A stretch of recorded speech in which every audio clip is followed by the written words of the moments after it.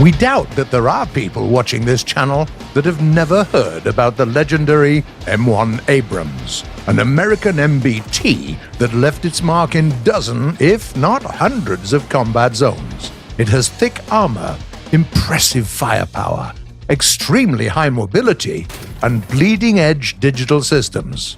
All major variations of this vehicle are present in War Thunder, from early prototypes to modern tanks that are still in use around the globe. Let's start from the beginning, though. During the late 1960s, the American military started to contemplate replacing the M48 and the M60 that were quickly becoming obsolete. First, there was a plan to have a new modern tank through a joint American-German project called the MBT-70. Due to a number of reasons, that initiative fell flat. Germans continued to work on the tank on their own, eventually producing the Leopard 2, while the American side redirected the funds to create a new tank from scratch. The new vehicle had to have a 1,500 horsepower engine, a weight of around 54 tons, and a turret design that would allow the use of several different calibers, so that the new MBT could be outfitted with both a conventional 105mm rifled gun and a promising German 120mm cannon. At some point, a 110mm gun was also suggested, but the idea was soon dropped as it didn't offer sufficient advantages over the 105mm gun. There were two main parties competing for the contract: General Motors and Chrysler. In 1976, their prototypes were handed over to the US Army for trials. The team at General Motors drew from the experience of their British counterparts that worked on Chobham armor. The turret of their XM1 is thus very reminiscent of the Chobham designs, and its armor incorporates familiar honeycomb-like structures capable of breaking up the molten metal jet that comprised a shape-charge explosive. Still, survivability is not the tank's strongest suit. But there were some interesting design choices made. For instance, the tank's armor rack is placed in the rear, and there are 40mm of steel separating it from the crew, which can sometimes save their lives when things go south. The XM1 is equipped with a 1,500 horsepower engine, just as specified in the contract, and this engine outputs enough power to allow the tank to reach a speed of up to 50 kph, even when going off-road. 105mm APF SDS rounds at your disposal don't always have high enough penetration rates to pierce the defenses of contemporary tanks, but what the XM1 lacks in penetration, it makes up for in the mobility department. This is a perfect vehicle for lightning-quick assaults, best used at medium range.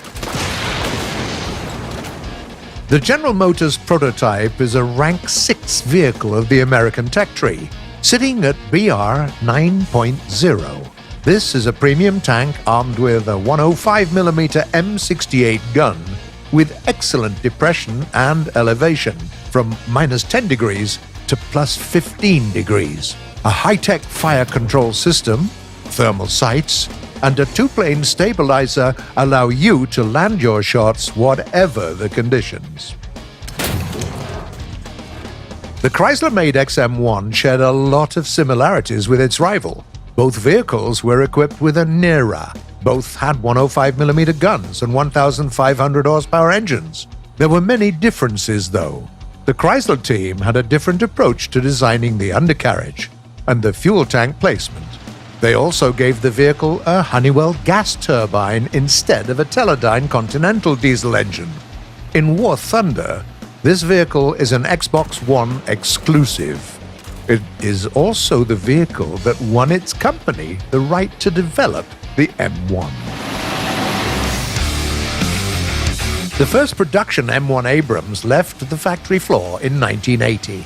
It was named after General Crichton Abrams, a West Point graduate who, at one point in his career, commanded American military operations in the Vietnam War. He was honored with not one, but 2 Distinguished Service Crosses. That's the second highest military award that can be given to a member of the United States Army, by the way.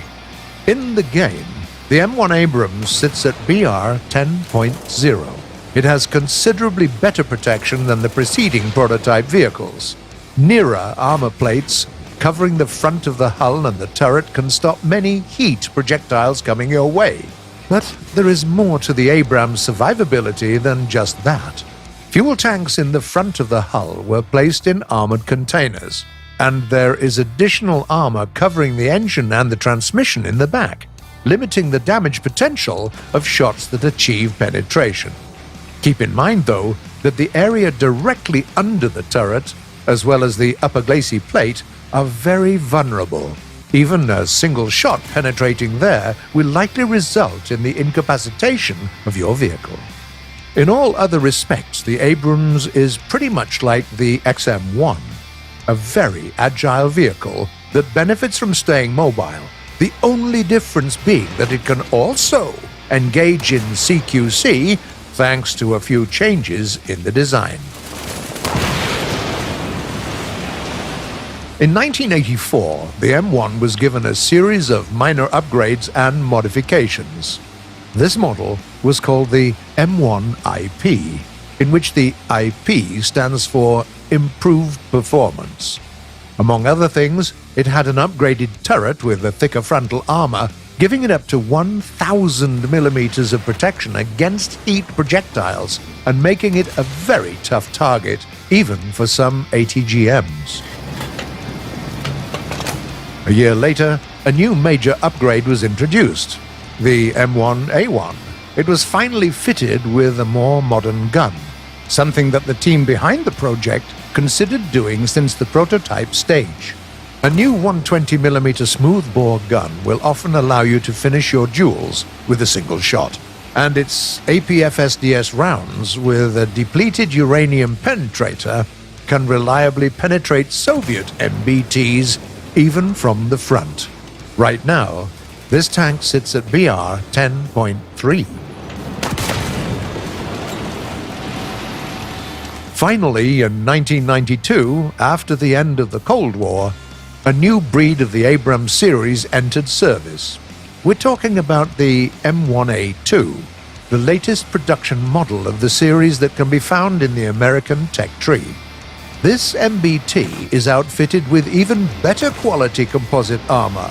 Its turret can withstand some hits with even the most advanced APFSDS rounds. The tank also has access to a versatile Heat FS shell that is effective against both ground and air targets, especially helicopters, thanks to its proximity detonation capabilities. Apart from the American military, the M1A2 is also currently used by the Egyptian armed forces, as well as several other countries. Even facing all the challenges of the modern battlefield, it is still a very capable tank. And given the fact that it is still being heavily modified, we're pretty sure that the Abrams is here to stay.